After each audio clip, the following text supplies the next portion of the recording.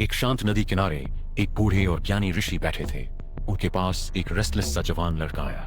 लड़के ने पूछा, गुरुदेव, मैं अपनी पहचान और अपनी असली कीमत कैसे जानूं? ऋषि ने मुस्कुराते हुए एक बेजान सादे पत्थर को लड़के के हाथ में दिया और बोले, इस पत्थर की कीमत पता करो, लेकिन इसे बेचना मत। लड़का पहले एक फल वाले के पास गया। उसने पत्थर दिखाते हुए पूछा, इसकी क्या कीमत है? फल वाले ने इसे देखकर कहा, कुछ नहीं, शायद फ्री में एक सेब दे सकता हूँ। मायूस होकर वह सब्जी मंडी पहुंचा। एक सब्जी बेचने वाले ने पत्थर को ऐसे देखा जैसे कोई मामूली कंकड़ हो। एक आलू के भाव में ले लो।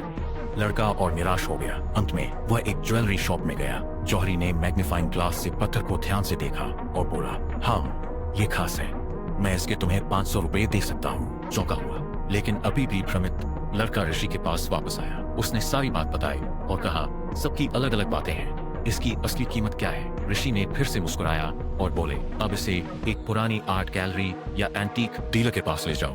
लड़का एक बड़े से एंटीक शॉप में पहुंचा। वहां एक बूढ़े मालिक ने पत्थर को देखते ही उसकी आंखें चमक उठी। ओह माय गॉड, ये तो प्राचीन काल का एक बहुत ही रेयर पत्थर है, मैं इसके लिए तुम्हें 5 लाख रुपए दूंगा। लड़का हक्का बक्का रह गया। उसकी आंखें फटी रह गईं। उसने तुरंत ऋषि के पास जाकर सब बताया। ऋषि ने समझाया, देखो बेटा, इस पत्थर की कीमत हमेशा एक जैसी ही थी, लेकिन इसकी पहचान सिर्फ सही जगह और सही आदमी ही कर सकता था। ठीक इसी तरह तुम्हारी असली कीमत भी वही लोग पहचानेंगे जो तुम्हें ट्रूली अप्रिशिएट करते हैं। कभी भी अपनी कीमत उस जगह मत लगाओ जहां तुम्हें कम समझा जाए। लड़का पत्थर को देखने लगा। अब उसे वह एक आम कंकड़ नहीं बल्कि एक बेशकीमती हीरा लग रहा था। उसने सिर हिलाया, सारी बात समझ गया था।